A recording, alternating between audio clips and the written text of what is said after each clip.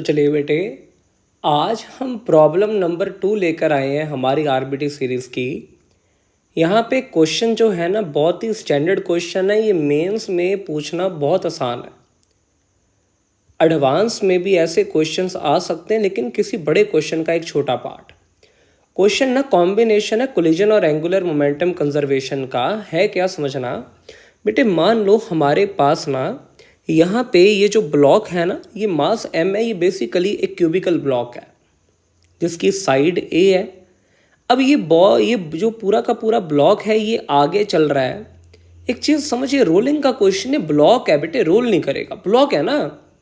तो ये आगे जा रहा है, सिर्फ इसके पास ट्रांसलेशनल काइनेटिक एनर्जी होगी। जैसे ही ये यहाँ आया नीचे ना, मैंने एक पत्थर कह ले या प्रोजेक्शन कह ले, जिसको मैं यहाँ पे रिज नाम दे रहा हूँ, वो लगा हुआ था। जैसे ही ये उसमें फंसा, तो ऐसा समझ तो चल रहा है तेरा पैर ना किसी पत्थर में फंस गया, तो आगे चल पाएगा? अरे जूता ही आ जाए ना तो गिरने लगता है, घूम जाता है। उसी तरह ये डब्बा भी घूम जाएगा। सवाल आया, जैसे ही ये रिज के साथ टकराया ना, जस्ट टकराने के बाद इस बॉडी की, इस ब्लॉक की एंगुलर वेलोसिटी बताओ। बेटे पहले ना मेरे को एक चीज़ समझा, तेरे को ना कंसेप्ट की अच्छे से नॉलेज होनी बहुत ज़रूरी है। एक चीज़ समझ, मान ले बेटे, जब ये पूरा का पूरा ब्लॉक आगे जा रहा है ना, ये क्या करेगा, इस रिज के ऊपर नॉर्मल लगाएगा राइट में।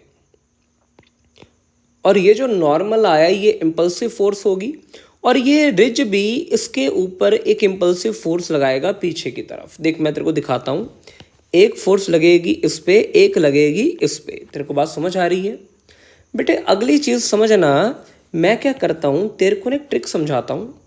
कभी भी ऐसा क्वेश्चन आ जाए ना, तो एक पॉइंट मानना, ये पॉइंट पप्पू आ गया, पॉइंट पी ले लिया।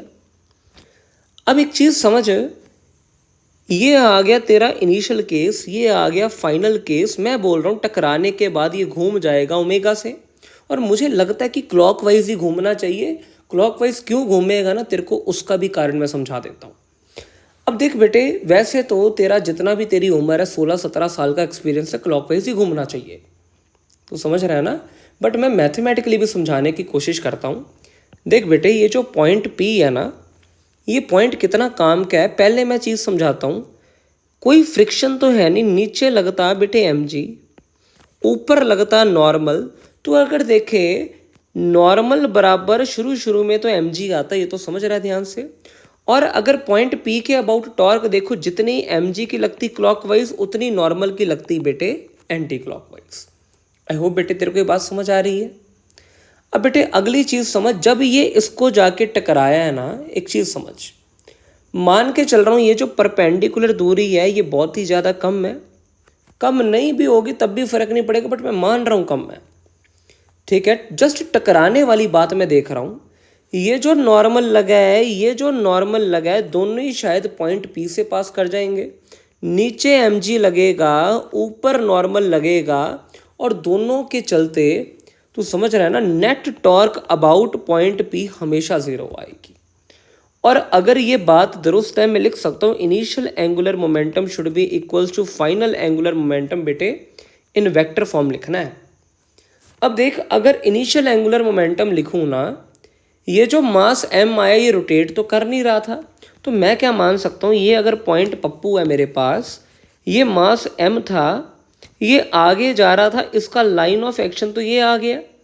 और ये पॉइंट P के अबाउट देखिए, जो परपेंडिकुलर दूरी आएगी शायद a/2 आएगी, और शायद ये जो एंगुलर मोमेंटम आया क्लॉकवाइज आया, इसकी वेलोसिटी v थी ना, तो मैं लिखूंगा बेटे इनिशियल एंगुलर मोमेंटम आएगा मास इंटू वेलोसिटी, मोमेंटम आ गया, इंटू परपेंडिकुलर दूरी a/2। शायद ये क्लॉकवाइज आया, मैं यहाँ पे लिख देता हूँ clockwise. This should be equals to, अब देख बेटे, ये प्योरली टकराने के बाद इट विल प्योरली रोटेट, और अगर ये रोटेट करेगा तो समझना इट विल रोटेट। देखा, body free to rotate will always rotate about its centre of mass. क्या तेरे को बेटे ये बात समझ आ रही है? बट यहाँ पे ये फ्री टू रोटेट नहीं है, ये किस एक्सिस के अबाउट रोटेट करेगा ना, इस पॉइंट के अबाउट रोटेट करेगा। मैं ज़रा कलर चेंज करता हूँ, ये बेटे इस पॉइंट के अबाउट रोटेट करेगा। तेरे को ये बात समझ आ रही है? एक चीज़ समझ, ये तेरा क्यूब था ना, तू समझना ये इस एक्सिस के अबाउट रोटेट करेगा क्योंकि पेग तेरा यहाँ लगा ना, रिज तेरा यहाँ लगा। अब इस एक्सिस के अबाउट वैसे तो मुझे लिखना चाहिए था कि ये इसके अबाउट रोटेट करेगा, तो मैं लिखूंगा आई अबाउट रिज इनटू ओमेगा। अब बेटे एक चीज़ समझना, खैर यहाँ पे ना क्यूब का इनर्शिया मैं डायरेक्ट लिख रहा हूँ, अगर हो सके तो याद रख ले इस रिज के अबाउट जो इनर्शिया आएगा आई अबाउट रिज, ये आना चाहिए 2ma²/3। अगर किसी को इस इनर्शिया के बारे में डाउट है, वैसे तो मैं आपको रिकमेंड करूँगा आप इसको याद रखो। अगर डाउट है तो मुझे बताओ, मैं इसके लिए एक अलग से वीडियो बना के मैं एक्सप्लेन कर देता हूँ, बट इफ़ पॉसिबल आप इसको याद रखो। ये भी बेटे क्या आना चाहिए, क्लॉकवाइज, क्योंकि डायरेक्शन भी सेम रहनी चाहिए थी। देख मैंने बोला ना क्लॉकवाइज आना चाहिए था, क्लॉकवाइज आ रहा है। और अगर वैल्यू डालने ये आएगा mva/2, यहाँ पे मैं लिख रहा हूँ 2ma² इंटू ओमेगा। बेटे m से m की मौज, एक a से एक a कटेगा, ओमेगा तुझे बचेगा 3v/4a। आई होप बेटे आप सभी को ये क्वेश्चन अच्छे से समझ आया होगा। अगर बेटा आपको किसी भी प्रोसेस में कोई भी डाउट है तो प्लीज़ नीचे दिए कमेंट सेक्शन में ज़रूर पूछें। Thanks for watching.